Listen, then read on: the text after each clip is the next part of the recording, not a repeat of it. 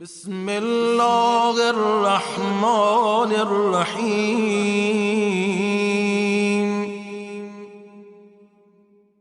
اللهم اهدني فيه لصالح الأعمال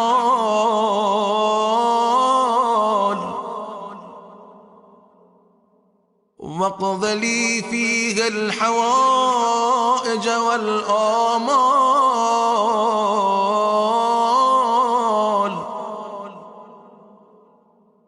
يا من لا يحتاج إلى التفسير والسؤال،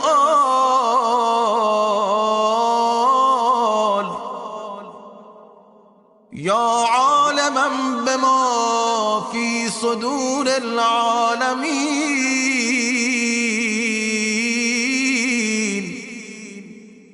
صل على محمد وآله الطاهرين.